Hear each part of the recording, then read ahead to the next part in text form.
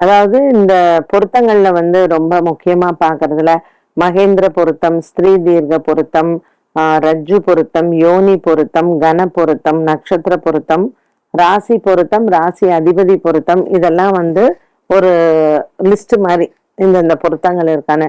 So இதை வந்து சிம்பிளிஃபைடா சொல்லணும். இவர் வந்து இன்னைக்கு கண பொருத்தம் அப்படின்னு கேட்டார். ஸோ நம்ம வந்து சிம்பிளிஃபைடா இந்த எல்லா பொருத்தங்களும் என்ன அப்படின்னு வந்து பாத்தீங்கன்னா, ஒரு ஆணுக்கும் பெண்ணுக்கும் இப்ப இந்த பெண்ணு வந்து அசுர கணம்னு வச்சுக்கோங்களேன். அந்த பையனும் அசுர கணமா இருந்தா ரெண்டு பேருக்கும் ஒத்தே போகாது. குணங்கள் நம்ம சொல்றது ஒரு எப்ப பார்த்தாலும் சிடுன்னு இருக்கிறது, இல்ல எப்ப பார்த்தாலும் எரிஞ்சு விழறது, இல்ல எப்ப பார்த்தாலும் நம்ம வந்து ஒரு டிப்ரெசிங்கா உம்முன மூஞ்சி வச்சுன்னு உட்காந்துன்னு இருக்கிறது. ஸோ இந்த மாதிரியான குணங்கள் இருக்கும்பொழுது ஒரு மேரிட்டல் லைஃப்ல ஒரு லாங் டேர்ம்ல இது ஒத்து வராது இல்லையா?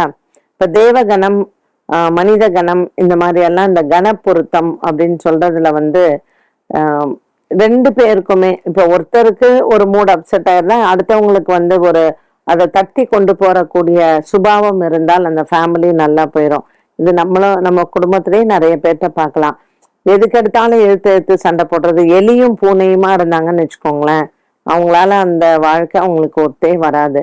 ஸோ இந்த கன பொருத்தம் அப்படிங்கிறது ரெண்டு பேருக்கும் இடையே பேசிக்கா எப்படி வந்து ஒரு வேவ் லென்த் மேட்ச் ஆகுது, அவங்க லாங் டேர்ம்ல அவங்க எப்படி சண்டைங்கிறது எல்லார் வீட்லயுமே இருக்கும். ஆனால் எதற்கெடுத்தாலும் சண்டை போடுறதும் எதற்கெடுத்தாலும் ஒத்து போகாமல் இருந்தாலும் அந்த வாழ்க்கை நல்லா இருக்காது இல்லையா?